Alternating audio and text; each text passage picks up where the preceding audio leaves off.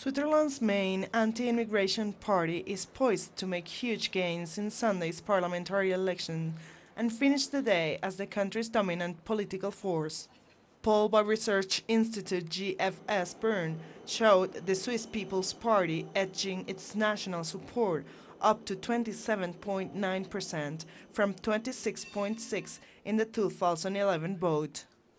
Immigration remains a critical political issue in the country nearly 2 years after the Swiss people backed a referendum on setting quotas for foreigners. I don't like them because I think they are very racist, and I think we live in a world we don't need them.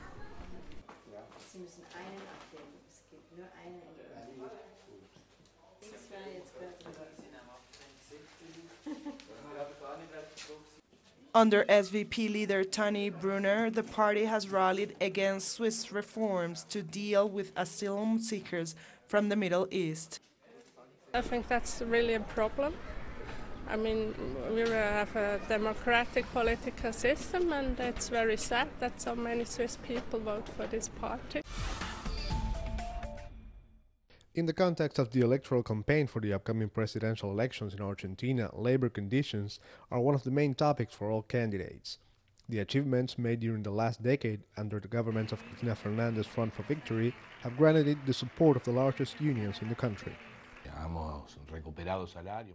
We have recovered the income level, the labor conditions, and the activity of the unions itself.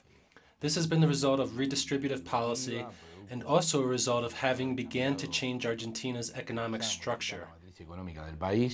While the main right-wing coalition Cambiemos has barely included labor-related topics in their platform, the Front for Victory's base of support keeps centered on Argentina's working class and middle class. It is not casual that most of the unions and the majority of the workers have supported this government throughout these years.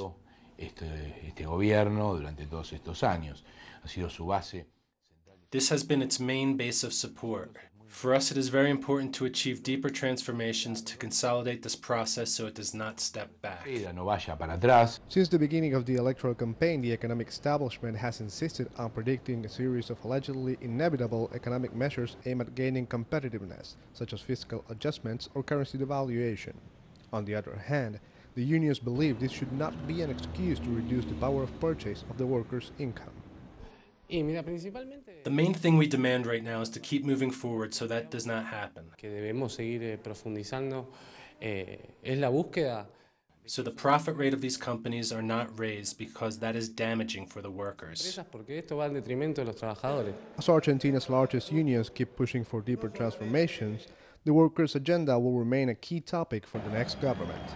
Laureano Ponce, Telesur, Buenos Aires.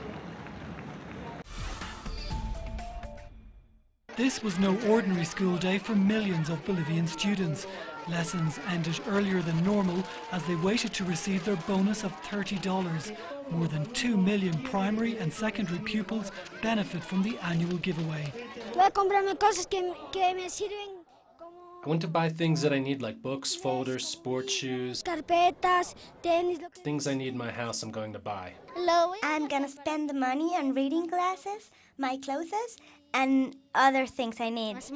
I think it is very good, excellent that we received this from the start of primary until the 6th year of secondary school. The scheme was first introduced 9 years ago to help bring down the school dropout rate, and it appears to be working.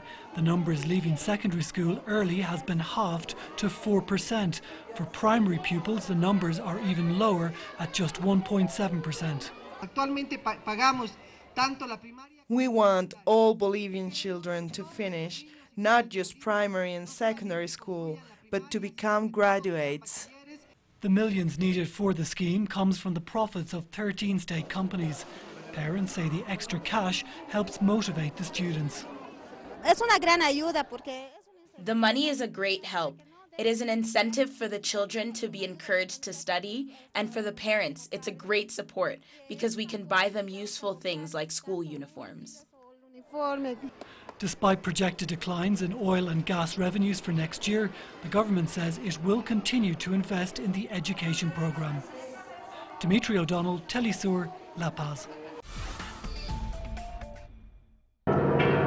With over 300 presenters, 256 stands, and 700 publishers, the International Book Festival in Mexico City brings the love of reading to thousands over the course of a week. The public of all ages expresses the importance of this activity. So that you can learn and be well. It's good for the brain and you feel better. Reading is a way to travel, to learn about other countries, other cultures, other ideas, and above all, to open the mind to new ideas that we don't have at hand because in our context they don't exist. Meanwhile, others say that the role of reading is fundamental in fomenting a healthy democracy, bringing those who read about other lands or contexts back to their own. I believe it is very important to be aware, and to be aware we need to know about our reality, and one of the forms to do that is through reading. While a government survey indicates that Mexicans above 18 years of age only read 4 books a year, some say it is not necessarily an indicator of a lack of interest, but rather economy. Yes, we need it, but it is also important the issue of the cost of books. They're very expensive, and at times you don't have easy access to a book. And perhaps the access to reading material and culture on a whole will be even more restricted, given that the Mexican federal government proposes to cut at least $1.9 billion in funding to culture for the year of 2016. Our politicians do not understand. Culture is always put to the side. It's a luxury that people don't need, but really it's fundamental. And with the attitude and wide participation of the public, it is safe to say that spaces such as the International Book Festival will continue to thrive. Clayton Can, Telesur, Mexico City.